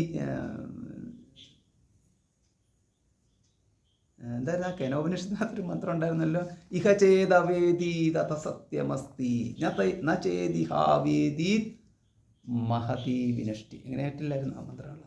ഇഹ ചേത് അവേദീത്, ഇവിടെ വെച്ച് അറിഞ്ഞു കഴിഞ്ഞാൽ ഇത് സത്യമാണ്. ചുരുക്കത്തിലെന്ന് പറഞ്ഞാൽ സിമ്പിളായിട്ട് അറിയേണ്ട കാര്യങ്ങൾ. നമ്മൾ ഈ സിമ്പിളായിട്ട് നമുക്ക് അറിയാൻ പ്രയാസമായതുകൊണ്ടാണ് നമ്മൾ ഒരുപാട് ചിന്തിക്കുന്നത്. സിമ്പിളായിട്ടുള്ളത് മതി എന്ന് പറയുമ്പോൾ ഈ സിമ്പിളായിട്ടുള്ളതിനെ നമുക്ക് അറിയാൻ പറ്റാത്ത വിധത്തിൽ നമ്മൾ വിദ്യയുടെ ഉപാസകരായിട്ടും അവിദ്യയുടെ ഉപാസകരുമായിട്ടൊക്കെ മാറിക്കഴിഞ്ഞു. അപ്പം നമുക്ക് വിശ്വാസം എന്ന് പറയുന്നത് അതിലാണ്, വിദ്യയിലും അവിദ്യയിലുമാണ് ഈ വിശ്വാസമുള്ളത്. ഇത് നമുക്ക് തിരിച്ചറിയാൻ വലിയ പാടാണ്. അപ്പം പിന്നീട് അതുമായിട്ട് ബന്ധപ്പെട്ട ഒരു സൂത്രവും കൂടിയുണ്ട്. ആ സൂത്രം ഇതാണ്, ശ്രുതത്വാച്ച. അതായത് ഇപ്പം പറഞ്ഞിരിക്കുന്ന വിഷയം എന്താ? ഇതെല്ലാം പറഞ്ഞിരിക്കുന്നത് ഈ സത്തിൽ നിന്ന്, ഈ പറഞ്ഞിരിക്കുന്ന ആത്മാവ് അല്ലെങ്കിൽ ഈ അഹം എന്ന് പറയുന്ന എല്ലാം ഒന്ന് തന്നെയാണല്ലോ. അതിനെ അതിക്രമിച്ചു പോവണ്ടെന്നും അത് ഉപേക്ഷിക്കേണ്ടതല്ല എന്നും അതിനെ തന്നെയാണ് സ്വപിതി എന്ന് പറയുന്നത്. ഇതൊക്കെ ആരെക്കുറിച്ചാണ് പറയുന്നത്? ഇതൊക്കെ ഇതിൽ നിന്നാണ് പ്രപഞ്ചോത്പത്തി ഉണ്ടായത് എന്നതിന് വേണ്ടിയിട്ടാണ് പറഞ്ഞിരിക്കുന്നത്. അതുകൊണ്ട് ഈക്ഷത്യധികരണം എന്നുള്ളത് ഈക്ഷത്തേർന്ന നാശബ്ദം എന്നുള്ളതാണല്ലോ പ്രയോഗം. അവിടെ ഈക്ഷത്തധികരണം കൊടുത്തിരിക്കുന്നത് തന്നെ ഈ സദേവ സൗമ്യ എന്നുള്ള രീതി, സത്തിൽ നിന്നാണ് പ്രപഞ്ചമുണ്ടായത്. ആ സത്താണ് ഇവിടുത്തെ പ്രതിപാദ്യ വിഷയം. അപ്പോൾ ഇതുകൊണ്ട് നമ്മൾ ഈശ്വരൻ എന്ന് പറയുന്നതും ഈ സത്തിനെ തന്നെയാണ്. അതുകൊണ്ടാണ് ശ്രുതത്വാച്ച എന്ന് പറയുന്നത്. ശ്രുതിയിലും അങ്ങനെ തന്നെ പറയുന്നു. അപ്പം ശ്രുതിയിൽ എന്താ പറയുന്നത്? ശ്രുതിയിൽ പറയുന്നത് സകാരണം കരണാധിപാതിപോ നചാസ്യ കശ്ചിത് ജനിത നചാധിപഃ എന്ന് ശ്വേതാശ്വതര ഉപനിഷത്തിൽ പറയുന്നുണ്ട്. അവിടെ പറയുന്നത് സകാരണം, അവനാണ് കാരണം, കരണാധിപാധിപഃ എന്ന്. കരണാധിപാധിപഃ, കരണാധിപൻ, കരണങ്ങളുടെ അധിപൻ. കരണങ്ങളുടെ അധിപൻ എന്ന് പറയുന്നത് ജീവാത്മ, ജീവൻ. അതാണ് കരണങ്ങളുടെ അധിപൻ. അതായത് നമ്മുടെ കണ്ണിൻ്റെ അധിപൻ നാം തന്നെ, വേറെ പുറത്തൊന്നും ആരുമില്ല. കരണാധിപൻ എന്ന് പറയുമ്പോൾ ജീവാത്മ. കരണാധിപാധിപ എന്ന് പറഞ്ഞാൽ ജീവാത്മാവിൻ്റെ അധിപനായിട്ടുള്ളവൻ എന്ന് പറഞ്ഞാൽ ഈശ്വരൻ. അതാരാ? സകാരണം, അവനാണ് കാരണം എന്ന്. അപ്പോൾ അവിടെ സ എന്ന പ്രയോഗം കൊടുത്തു. അപ്പോൾ അവിടെ നമുക്ക് എവിടെ പുല്ലിംഗത്തിൽ പ്രയോഗിച്ചിരിക്കുന്നു അവിടെ ഈശ്വരൻ എന്ന് പറയും. എവിടെ നപുംസകത്തിൽ പ്രതിപാദിച്ചിരിക്കുന്നു അവിടെ ബ്രഹ്മം എന്ന് പറയുന്നു, അല്ലെങ്കിൽ സത്ത് എന്ന് പറയും. അത്രയേ ഉള്ളൂ. ലിംഗഭേദങ്ങൾ മാത്രമേ ചില സന്ദർഭത്തിൽ കാണേണ്ടതുള്ളൂ. പിന്നെ ചിലയിടത്ത് ഇപ്പോൾ സ്ത്രീലിംഗത്തിലാണ് പ്രയോഗിച്ചിരിക്കുന്നതെന്നുണ്ടെങ്കിൽ അവിടെ ദേവി എന്ന് പറയും. അത്രയേ ഉള്ളൂ. ചില സന്ദർഭങ്ങളിൽ വ്യക്തിവിശേഷങ്ങളായിട്ട് പറയുന്നു. അങ്ങനെ പറയുമ്പോൾ നാം അത് ശ്രദ്ധിക്കണം, അവിടെ പറഞ്ഞിരിക്കുന്നത് ഏത് തരത്തിലാണ് എന്നുള്ളത്. അപ്പോൾ അവിടെ എന്ന് പറയുന്നത് ചിലപ്പോഴാണെന്നുണ്ടെങ്കിൽ ഈ പറഞ്ഞിരിക്കുന്നത് ചിലപ്പോൾ ഈ ദേവത ആണെങ്കിലോ യം വാപി സ്മരൻ ഭാവം ത്യജത്യന്തേ കളേബരം തം തമേ വൈദി കൗന്ദേയ സദാ തദ്ഭാവഭാവിത എന്ന് ഭഗവാൻ പറയുന്നുണ്ട്. ദേവതകളെ ഉപാസിച്ചുകൊണ്ട് ഏതൊരുവന് ദേഹം ത്യജിക്കുന്നു അവൻ ആ ദേവതകളെയാണ് പ്രാപിക്കുന്നത് തന്നെയല്ല എന്ന് പറയുന്നുണ്ട്. അപ്പോൾ അങ്ങനെയൊക്കെ ഉള്ളപ്പോൾ അതായത് അതിനകത്ത് നമുക്കൊരു വ്യക്തത വരുത്തേണ്ടതുണ്ട്. ഇപ്പോൾ ക്ലാരിറ്റി അവിടത്തേക്ക് വരുത്തണം. അത് അറിവ് എന്ന് പറയുന്നതും ഉപാസന എന്ന് പറയുന്നതും രണ്ടും രണ്ടാണ്. ഇവിടെ ഇപ്പം നമ്മൾ അറിവിനെക്കുറിച്ചാണ് പറയുന്നത്. ആ അറിവ് എന്ന് പറയുന്നത് ഈ പുരുഷൻ സഹ എന്ന് പറയുന്നതും തത് ബ്രഹ്മ എന്ന് പറയുന്നതും അഹം ആത്മാ എന്ന് പറയുന്നതും എല്ലാം ഒന്ന് തന്നെയാണ്. അതാണ് സകാരണം, അതാണ് പ്രപഞ്ചോത്പത്തിക്ക് കാരണമായിട്ടുള്ളത്. നചാസ്യ കശ്ചിത് ജനിത, ഈ പുരുഷൻ്റെ ജനിത എന്ന് പറയുന്നില്ല. അപ്പം ആ അഹം എന്ന് പറഞ്ഞിരിക്കുന്നത് കരണാധിപനായ ജീവനെക്കുറിച്ചല്ല പറഞ്ഞിരിക്കുന്നത്, കരണാധിപാധിപഹ എന്ന് പറയും. കരണാധിപനായ ജീവൻ്റെ അധിപനായ ഈശ്വരനാണ് ഇവിടുത്തെ പ്രതിപാദ്യ വിഷയം. അതാണ് ജഗതുത്പത്തിക്ക് കാരണമായിട്ടുള്ള ബ്രഹ്മം എന്ന് പറയുന്നത്. അവിടെ തമ്മിൽ വ്യത്യാസമൊന്നുമില്ല. അപ്പോൾ നമ്മൾ ഈ തത്വബോധമൊക്കെ പഠിച്ചു കഴിഞ്ഞപ്പോൾ അവിടെ ഒരു ഈശ്വരനെ കുറിച്ചുള്ളൊരു നിർവചനം കണ്ടല്ലോ. അവിടെ എന്ന് പറഞ്ഞു കഴിഞ്ഞാൽ സമഷ്ടി കാരണശരീരാഭിമാനി ഈശ്വര എന്ന് പറഞ്ഞു. അപ്പോൾ അവിടുത്തെ പരിമിതി വെച്ചുകൊണ്ടുള്ള ഒരു നിർവചനമാണ് അവിടെ കൊടുത്തിരിക്കുന്നത്. പേരാണ് അവിടെ കൊടുത്തിരിക്കുന്നത്. അത്രയേ ഉള്ളൂ. നചാസ്യ കശ്ചിത് ജനിത നചാധിപ. അപ്പോൾ സ ന ച അധിപ, അതായത് ഇവന് ഒരു അധിപൻ എന്ന് പറയുന്നതില്ല. അതായത് ഈശ്വരനും ഒരു ഉയരത്തിൽ മറ്റൊരു ഈശ്വരനുണ്ട് എന്ന് പറയാൻ പറ്റത്തില്ല. അതായത് ഈശ്വരനിൽ എത്തിക്കഴിഞ്ഞാൽ എല്ലാം അവസാനിക്കുന്നു. ഈശ്വരൻ എന്ന് പറഞ്ഞാൽ ബ്രഹ്മമാണ് ഇവിടെ ഉദ്ദേശിക്കുന്നത്. ബ്രഹ്മത്തിലെത്തിയാൽ എല്ലാം അവസാനിക്കുന്നു. കാരണം പ്രപഞ്ചോത്പത്തിക്ക് ഉള്ള ഒരു ബ്രഹ്മം, ആ ബ്രഹ്മം സ്വതന്ത്രമായിട്ട് നിൽക്കുന്നു. പിന്നെ വേറൊരു ഈശ്വരൻ, ആ ഈശ്വരൻ പ്രപഞ്ചോത്പത്തി നടത്തി. അതുകൊണ്ട് ഈശ്വരനും ഉപരിയായിട്ട് ബ്രഹ്മം നിൽക്കുന്നു. ഇങ്ങനെ നമ്മൾ ഭേദകൽപ്പനകളൊന്നും ഇവിടെ കൊണ്ടുവരേണ്ട കാര്യമില്ല.